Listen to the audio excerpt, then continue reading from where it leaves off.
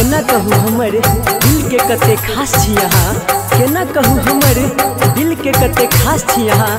जिस्म सा दूर छी मगर ये सदनी हर पल दिल के पास छी यहाँ।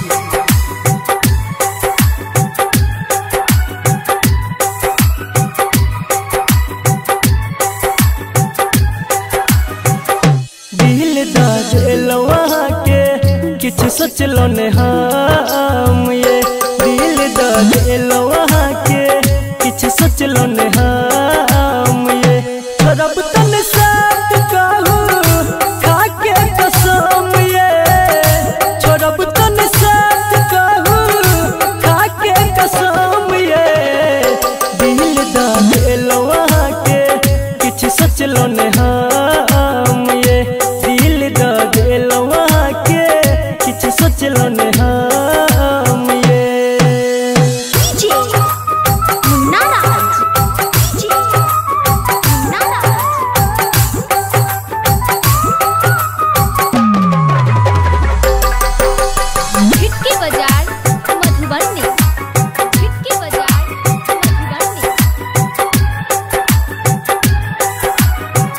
पहले नजर में ई खेलो पागल दीवाना बनेलो, सोचे के मौका हमरा न देलो, कोने ये जादू चलेलो। ये सजनी बोलू ने किया शर्माई छी। पहले नजर पागल दीवाना बनेलो, सोचे के मौका हमरा न देलो, कोने ये जादू चलेलो। कहू कि हम अब आह के सनम, ये कहू कि हम अब आह के सनम। ये दिल दादलो वहाँ के किछु सोचलो ने हम, ये दिल दादलो वहाँ के किछु सोचलो ने हम। ये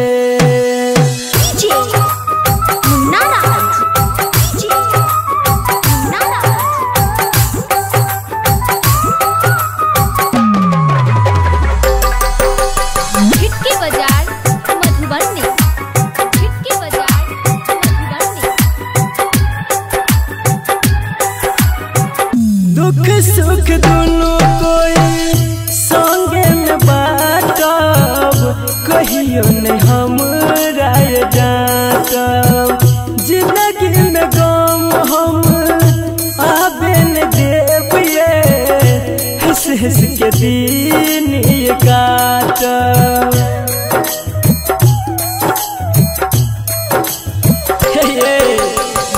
दुख सुख दोनों संगे में बाटब, कहियो ने हमरा डांटब।